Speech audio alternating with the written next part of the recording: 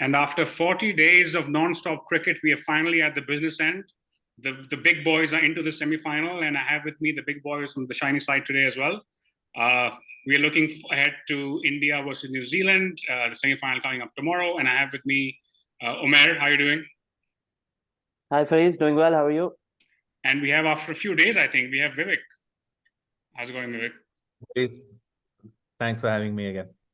It's a pleasure. So yeah, I guess, guys, this is the moment which all the teams are playing for, right? Because I mean, the way the tournament is set up, it's made to show no major cricket nation actually pops out too soon, right? So this is now the do or die end of the tournament. And Vivek, you want to go first? How's the sentiment? I mean, as far as India is concerned, 9 wins out of 9 so far, and a really emphatic win against the Netherlands on the weekend. Yeah, super positive. If I had any doubts about whether there was sufficient excitement drumming up at the start of the tournament, I think all that's gone. I think the whole nation's fully on it, given the performance of the team fundamentally, you know.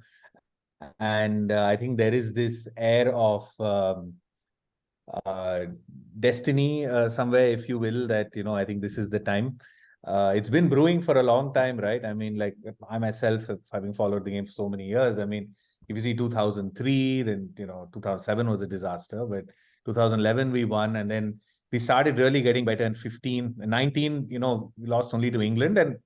But this is the first time where, outside of just, you know, optimism and passion that we want India to win, I think there is this belief that actually India is the best team, and obviously backed up by the conditions, etc. is a benefit. So yeah, I think the insane amount of pressure I can't even imagine for the team. So but I'm sure, I mean, they're pretty sorted on how to deal with all this. I mean, like you said, there's no doubt about it in my mind that anything other than India win in the tournament is going to be a massive I'll call it an upset at this point, right? For sure. So Umair, the fact that Rohit is captain who has won ex-IPL. I'm not sure how many Mumbai Indians have won now, but, you know, experienced captain, etc. Do you feel like that is an advantage compared to all the Kohli fans are going to jump on us in the comments here? But do you feel that's an advantage? Look, I am also a Kohli fan over Rohit Sharma, but I have seen Rohit Sharma's captaincy in this tournament, and my God, he has been amazing, and he has looked the captain that he does in the IPL. I always say that these league captaincies are no judges for what you can do on the international level, but Rohit has shown that he has led the team really well, and probably better than how the teams were led in 15 and 19. And even though 15 was Dhoni? Dhoni, yes, he was Dhoni. Yeah. So, I mean, he has led the team really well. Yeah. So I guess if you look at like in the history of these teams, right? So New Zealand leads 5-4 against India in World Cups. That doesn't mean much because only 2 of them have been this century, right? So it's 1 each. There's only been 1 knockout, which was the last time in the semi-final, which India won. If you look at these 2 teams more broadly, so out of this, 6 World Cups this year, both of them have played 5 semis. And it's just them and Australia that have, so they're by far the most consistent sides to make it to the semi at least. And Vivek, we started talking about this, I think, offline before we ever had you on the show. But I think the stat I'm going to start with again, which we started with the preview with, is that in the last 7 knockouts India has played, they've only had 2 wins, which both came against Bangladesh. So would you call this a statistical coincidence, or do you think there is, there's not, I won't say if there's, is there pressure for India to actually win that knockout against a major side? Because the last time that happened was a long time ago. Yeah. No, 2 things. I don't think the statistic that, you know, India lost those 2 knockout, we have not made it to any knockout final, and hence, you know, maybe they can't do it, or they're chokers or whatever. Because I think on the flip side, I mean, you have to see what they have continuously been there in the semi-final, final of all these tournaments, and been there very convincingly, right? Yes. Now, having said all that, of course, it has been disappointing. I mean, I remember the 2017 Champions Trophy final, then the semi-final, of course, in 2019, and then the World Test Championship, right? So we have 2 things against New Zealand. Of course, it's disappointing, and to be honest, it's not that it was ignored. I mean, that's what cost Kohli the captaincy as well. And so there's definitely pressure. I think, I mean, as much as the guys would say, I mean, I can't imagine. I mean, it must be. But I think the guys are sorted, and I think the league win definitely helps. Like if this was the first time they were playing New Zealand in the tournament, I think it may have mattered more, but I think that they'll definitely draw a lot of support from the league win. Plus, remember they beat New Zealand earlier this year as well, I think in 3 1-days or so. So I think they'll also, be feeling if I can generalize across formats, I feel like this is probably India's strongest run coming into World Cup in the last 3-4 World Cups, perhaps, right? Like they've been dominant in every tournament, in every format, essentially, for the most part, been up there. And I guess if you look at generally how the teams are doing in this tournament, Umair, so I mean, India is coming off 9 straight wins. New Zealand lost 4 out of the last 5 games. The only win coming against Sri Lanka, that seems to be, I mean, probably would have lost to anybody at this particular point in time. So how do you see that form coming in? I mean, it's quite clear what the form is saying, but how do you see it? Yeah, look, India is definitely the informed team. New Zealand has not beaten any of the top teams. It did not even beat Pakistan, who ended below them. So they've just really beaten only the bottom 4 or bottom 5 teams of the table. So India is definitely the stronger side. Having said that, New Zealand was the only team that ran India close in the group stages.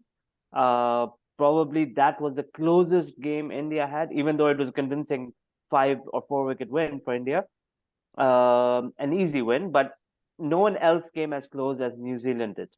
So New Zealand may be a tough opposition with the added pressure of this being a semi-final and memories of 2019 and the Asian Test Championship final fresh in some Indian minds. But it's very hard to see India lose. This Indian team is extremely strong. Covers even without Hardik Pandya, they are looking top-notch championship material. I mean, at some level, they may even be looking stronger with the way Shami's been bowling, even though the tail is a bit longer. Yeah, exactly. But I guess if you look at the way the match is happening, right? This is the Wankhede, and now we've had interesting games. So we've had 3 games where teams batted first have scored 350 plus and had massive wins. So I think we had South Africa against England. South Africa scored 380 against Bangladesh, and then we had India score a massive 357 against Sri Lanka. The only game where 350 wasn't scored first was the Maxwell game, where Afghanistan scored 290 and Australia chased it down. So we're expecting, I mean, it's hard to say what par is, right? Because I think you're going for massive wins above 350 or another team at 290 chased down. So it's hard to kind of make much of the ground, except that there's potential for massive first inning scores, I guess. Vivek, you want to? Yeah, so I think. Go first. Sorry, go ahead, Vivek. Sure, no, you're right. And again, I would imagine that if you factor that, then the team winning the toss would bat first. The ball has also shown that it does definitely a bit under lights. And I think it works both ways. India won't want to repeat that, if it's just one sharp spell from Trent Bolt and gets 2 of them behind, that's a big one.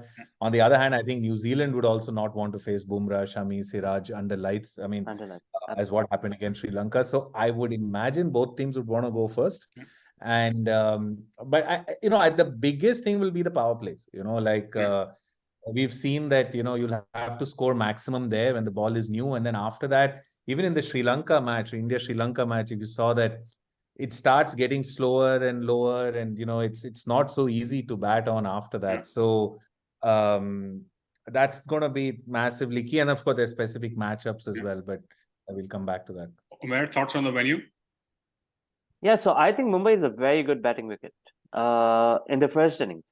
And the scores that you've just mentioned have shown us this. It is an extremely good batting wicket, first up. In the second innings, it's the first 10 to 12 overs where under lights, the ball swings massively. And we've seen that in all of the matches. And that's where batsmen have gotten out. So for the team that's chasing, if they can get through those 10, 12 overs, even playing sedately, it will ease out after that. So even chasing a 350 score, if you're at like 30-40 for no loss after 10-12 overs, you can cover it up because it just eases out after that. But it is those 10-12 overs where teams chasing have lost it. Yeah, makes happened sense. To Australia, happened to Sri Lanka, happened to England. Yeah, and Australia managed to come back, obviously, but nobody else did. Yeah, but that was Maxwell. Yeah, of course. And so if you look at New Zealand, right, so with the bat, the numbers look fine because, again, you have Williamson averaging 93, Ravindra, it's a bit star of the tournament for me. There's Mitchell who's done well. Williamson's coming back. I mean, Williamson wasn't there in the match. So he's played like 2 or 3 games, but he's obviously come back really well. I think, but then he realized that even the games they lost, they scored 400 against Pakistan, they scored 370 odd against Australia, right? So I think it's the bowling where they probably not be looking so good. I mean, Santner's doing all right, and perhaps Ferguson's all right, decent. But Bolt and Ferguson also have not been their best. Saudi, I mean, he's been all right as well. So Umair, how do you see them coming together and like their batting, their bowling? Where do you what do you think the issues are? I think Matt Henry has been a big loss for them. He was looking like their best bowler. His injury has hurt them. Bolt has similar issue to what Stark and Shaheen have faced in this World Cup. He has not found the early swing. In the game that he did, he got early wickets. Just one of the games he found that early swing. So if he bowls under lights here, he will be a handful. But if he bowls first, he will not find that swing again. So that is what's been the problem with New Zealand. Bolt not being able to get wickets first up. Santner has looked top notch, but which is why New Zealand have also looked to chase in most games. Because they feel their batting is stronger and they can hunt down totals, and they almost did against Australia as well. And they've done it against England. They just did very easily, but their bowling has struggled because of not finding any swing early on. Thoughts on New Zealand, Vivek? No, I agree. I think they severely missed. Sorry, one second.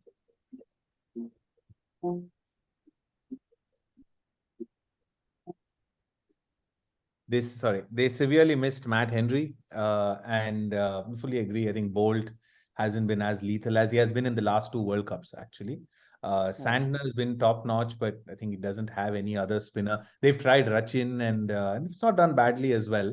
But their bowling is on the weaker side, I would say. So they would definitely prefer the advantage of having the opportunity to bowl under lights. Yeah.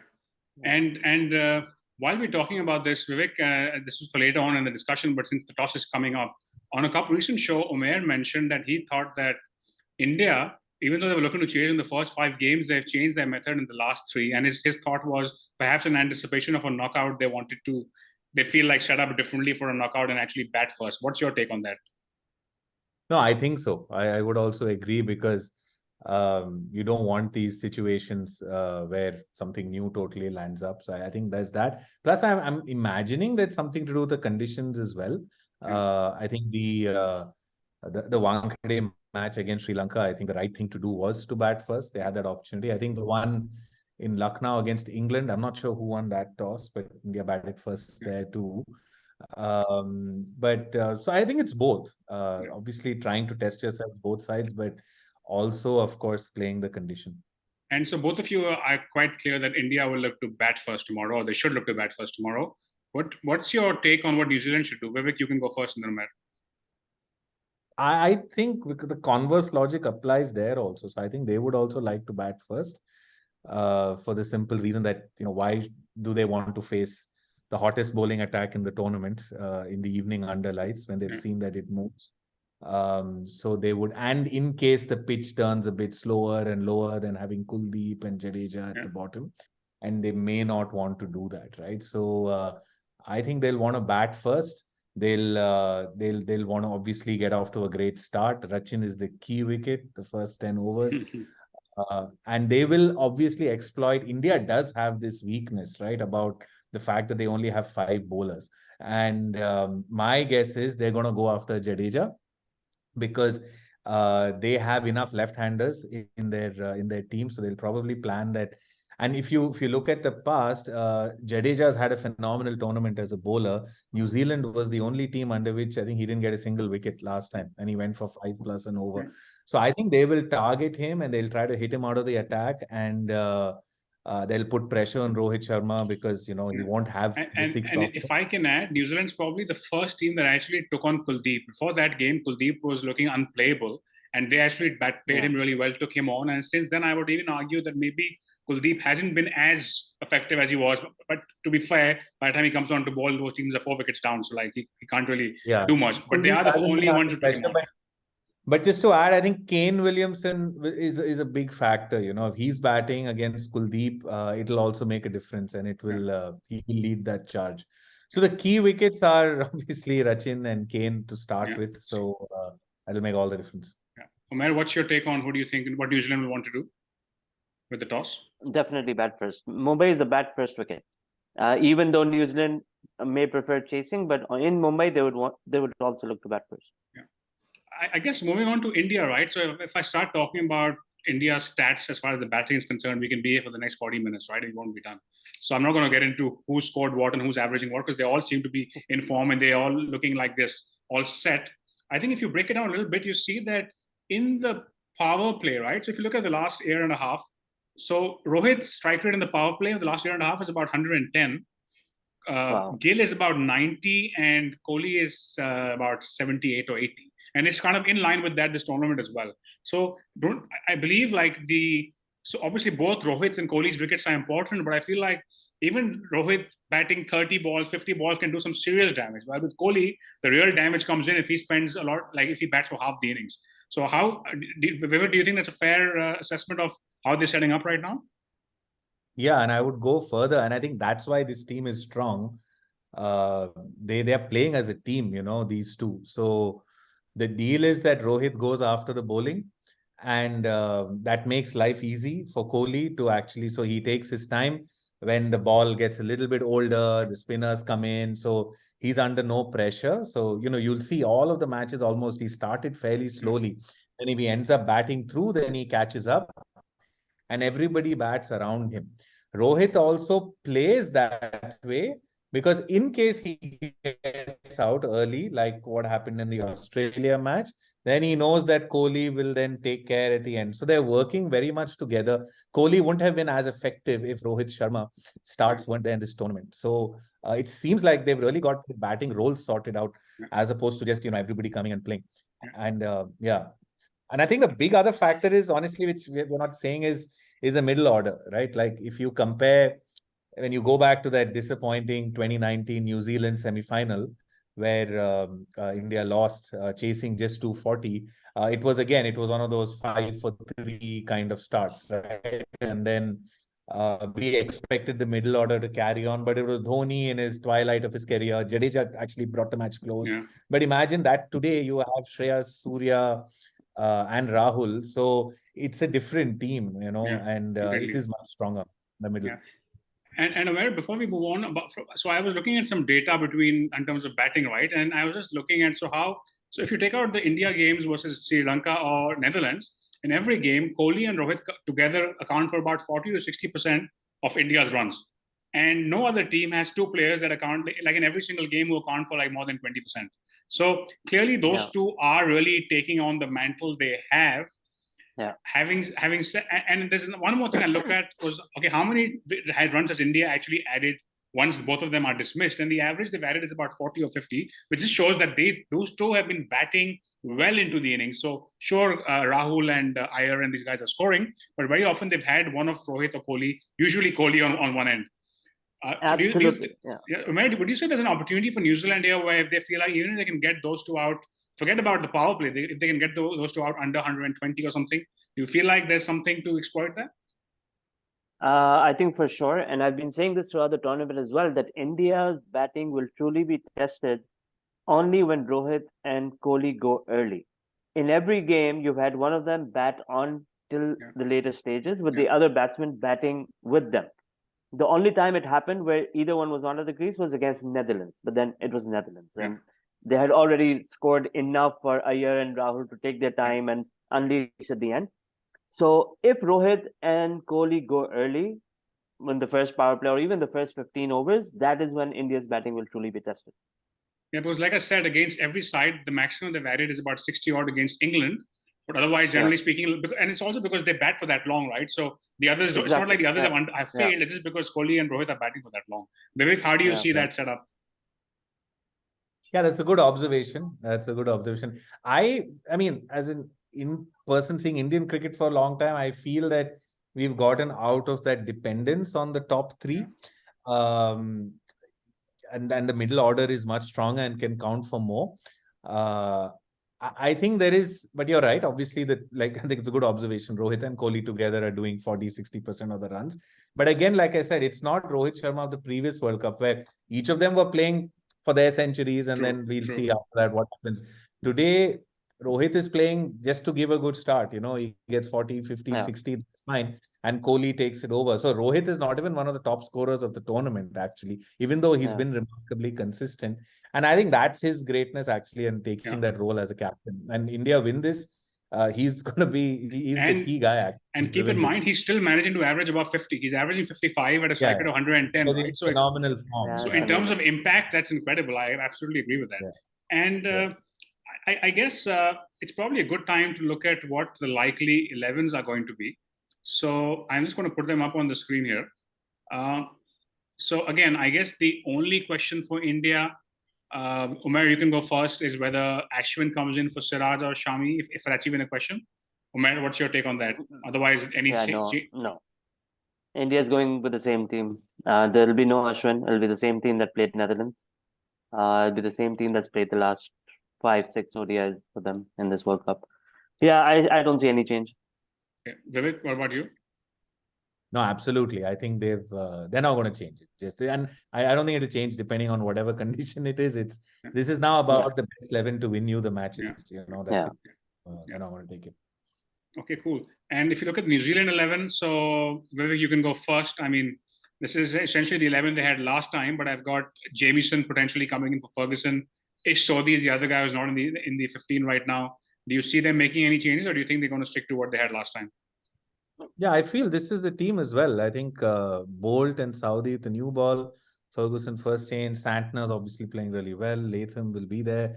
I think there was this between Glenn Phillips had a couple of big innings, so he's fine. Daryl Mitchell scored well as well. It's between Chapman and Neesham, but I think the last couple of games they've gone with Chapman. So I wasn't sure about that because Jimmy Neesham took them close in the Australia game, but I wasn't sure, did he get injured or did he get dropped? He did get injured in that game, so he was dropped, but I'm not sure if it wasn't nothing major they said, so I'm not sure whether he stayed out because he's still injured or because... Yeah, that's probably the only thing. Neesham versus Chapman. Neesham's, I think, more experienced. The other ones, I think it's all going to be the same as we've put here. Umair, any thoughts on the day 11? I would rather play Jimmy Neesham over Mark Chapman, just for the fact that he brings in some bowling depth as well. I feel New Zealand's fifth bowler, which is a mix of Glenn Phillips and Rachin Ravindra, is a bit weak given that it's India. You have Santner and three pacers, and Saudi not in the best of forms. I feel New Zealand's bowling is a bit thin, so they may look to bring in Neesham instead of Chapman, but I don't know. Let's see. Yeah, because I guess Glenn Phillips won't be so useful against India, who barely have any left-handers for that matter. Exactly. And spinners are not effective against India anyway. So I guess, Umair, if I can ask you this question, and Umair, you can be the New Zealand correspondent for the day. But the question is that the only way New Zealand can challenge India or even look to consider beating India is a lot has to go right for them, right? What are the 2-3 things, Umair, do you think need to happen for New Zealand for them to really take India to the finish line, if not actually win it? I think bat first. Rachin Ravindra gets a big 100. Williamson bats deep. Daryl Mitchell gets a quick fire 70-80 odd. New Zealand scores 350 plus. 350. I think if that happens, they will really challenge India and probably even win it. I mean, that's the only way. If they score 300, India's chasing it. Okay. And even Mumbai, even swing, Saudi, Bolt, whatever, 300 up to 310, India's chasing it. Anything above that is when you will really challenge India. I mean, my thought is that in a knockout, no matter who you're playing, even if India is looking amazing, but when you're chasing 280 plus, anything can happen. But Vivek, what's your take on that? No, I'm a little less. I agree with Umair, a little less confident. I think if I agree, New Zealand has to bat first. If they get anywhere 300 plus, I think under lights and they get a couple of early wickets, I mean, India will be massively under pressure. Home crowd and early wickets in these matches also, see, the crowd is in your side, right? India has that advantage, 50-60,000 people on your side. But on the other hand, if it's pin drop silence and you're batting, that's a whole other, the negative pressure is also massive. And then all those stories will come, right? Like, fuck again, the knockout match and this and that. And And remember, there's also a lot of other things riding on this team. I mean, it's probably for Rohit Sharma, Virat Kohli. I don't know if they'll be around in the next World Cup. So so this will be that missing hat from their careers. So, if they get pushed, they're very mentally strong, but they're all human. So but this will probably anything be can the maximum pressure they felt in their careers if they're in a position like that. You mean? Yeah, probably. Yeah, it would be really hard, and if they get into that position. So, So before we wrap up, Vivek, so what So, team? Ravi Shastri said, Sorry, go on, Amir. yeah, so Ravi Shastri said that if India don't win this time, they'll have to wait until 3 World Cups before they can even start thinking of winning one. yeah. Because this is like the peak of 7 to 8 of their core players. And after that, it'll be a new team who will be less But it's experienced. true. So it's the I last chance. do see that because again, if you see it, right, like India went through this 2003 under Ganguly, they were building the team, they came close. Yeah. Australia were Yeah. way more powerful, so that was fine. Yeah. 2007 was a whitewash. Then they rebuilt Yeah. under Dhoni, and 2011 was good, but they weren't necessarily the dominating team in 2011. Sure. And then 2015, they became stronger, but Australia still. 2019, they started becoming this team. Yeah. Still, England was much stronger. So it's a lot of cumulative work, which is culminating true. now Of course. next to teams. Absolutely. And yeah, the guard will change, right? So it happens to every team, and there will be a gap. So that's a lot of pressure for these guys. I mean, It is. Yeah. so it'll be really tested if the match goes close. Yeah. Umair, what would you say would each team, and I know you said New Zealand bat 350. I mean, you could even say 400, sure, but like, at what score do you think New Zealand has a decent shot? And so for both teams, what score would they be looking at to set up if they bat first? Umair, you go first. 320 minimum, I think. This is for both teams. Okay. So whoever's batting first will look to get 320 to 350. This is what I think the Mumbai pitch allows you to do, and you can do, and you sort of bat the other team out of it. Okay. Vivek, what's your take on first inning target score for both teams? I think they have to go after the spinners. They're not going to be able to hit Bumrah for 80, 90 runs. I mean, I've never seen it happen. I don't think it's going to happen. So they'll have to probably target Siraj. Shami, if you noticed yesterday against Netherlands, he was a bit off. In fact, they picked him off quite a few. So maybe they'll catch a little bit of lack of confidence, and they'll have to hit the spinners out quickly. So then they can get 320, and that they'll have to do that. Don't lose any wickets to Bumrah, and then attack either Siraj or Shami, depending on whoever looks weaker, and definitely go after Jadeja in the beginning. I think would be the formula they should have. Interesting. And okay. And Vivek, I guess going back to the legacy thing you mentioned, right, for Rohit, Kohli, these guys, if they win this World Cup, and I know we're still 2 steps away, would you say they go down as India's finest cricket generation for sure? Or do you think in terms of their legacy? And is that what's riding on this tournament? No. So if they do that, I think yes, for sure. Because honestly, this is the only missing thing, right? I mean, India, in terms of look at Test cricket, it has a phenomenal record in the last 7 years. I mean, we've never had a team which wins abroad. I mean, one series in Australia back to back, in England, in South Africa. I mean, it's a given now, right? So it wasn't the case when I was growing up and watching. Of course. If Sachin scored 100, we were happy. We were not even thinking of the series or a match or something. So no, already I think this is the strongest Indian cricket team and generation and all that. What's missing has been these titles, the ICC titles, and yes, it'll make a big difference.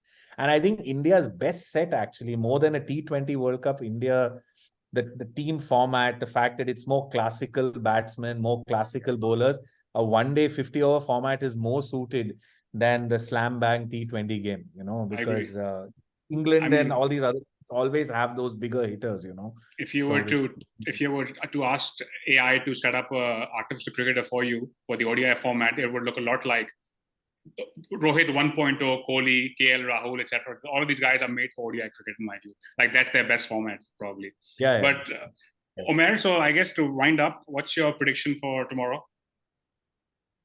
I don't see how India can lose this. I think India is winning. Yeah. Okay. And Vivek, I think I know what your prediction is, but go for it. Absolutely. India will win tomorrow, and yeah, if India wins, I'm going to watch them in Ahmedabad. So I'm looking forward to that. Okay, awesome. Oh, Brilliant, awesome. brilliant, brilliant. Nice. So let's hope, among other reasons, for your sake as well, Vivek. But before we move on, before we finish up, there's a little quiz. So I keep throwing the stat out on all of you that India has only won two games against Bangladesh. But when was the last time India actually beaten anyone other than Bangladesh in ICC not tournament? And I'm happy for both of you to pitch in for that answer.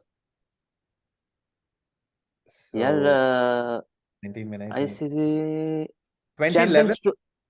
No, the 2017 Champions Trophy semi-final was what? 2013 Champions Bangladesh. Trophy. 2017 was Bangladesh. Okay, 2017 is Bangladesh. 2013 final they beat England. Yeah, Champions Trophy. Yeah. That was the one. 2013 champions. So you guys No. are close. No. Wait. I know. It was the 2014 or 16 World T20 World Cup. They played Sri Lanka in the final. Who did they beat in the semi? I don't remember. That's exactly right. South Africa in that semi. So in 2014, in the World T20 in Bangladesh, they beat South Africa in the semi-final, chased down 170 odd before they lost the final to Sri Lanka. To Sri Lanka, yeah. So good stuff. Good job, Umair. I'm impressed. But great stuff, guys. Thank you for being on. I want to say one thing. I want to add one thing. So India has not beaten New Zealand in a knockout last 2-3 knockouts. Right? Knockout game, New Zealand has come out on top. New Zealand in their last 2 World Cups have lost in the final to the host team. So this is a clash between the host and the team that the hosts have not beaten in knockout games. So something's going to give tomorrow. One of these records is going away. For sure. That's a good one. But interesting. You mentioned legacy, Faris, about this Indian team. I think I believe we are witnessing, leaving Sachin aside, we are witnessing 2 of the greatest white ball batsmen in Indian history, probably in ODI history, in Rohit Sharma and Virat Kohli. I mean, they already have that mantle, whether they win this World Cup or not. Yeah. So yeah, I mean, I think they obviously they deserve to have that title, but let's see how things turn out tomorrow before Sunday. But thank you, Umair, for being on. Thank you, Faris, as always. And thank you, Vivek. Pleasure having you on once again. No, my pleasure. Thanks again. Thanks, Umair. Thanks, Faris. Okay, and if you guys like the discussion, if you have a view on what India should do if they win the toss on New Zealand, please leave a comment. Also tell us what 11 you think they should play, and like the video, subscribe to our channel. We'll be back tomorrow with a preview of the Australia-South Africa semi-final. In the meantime, stay tuned to the shiny side.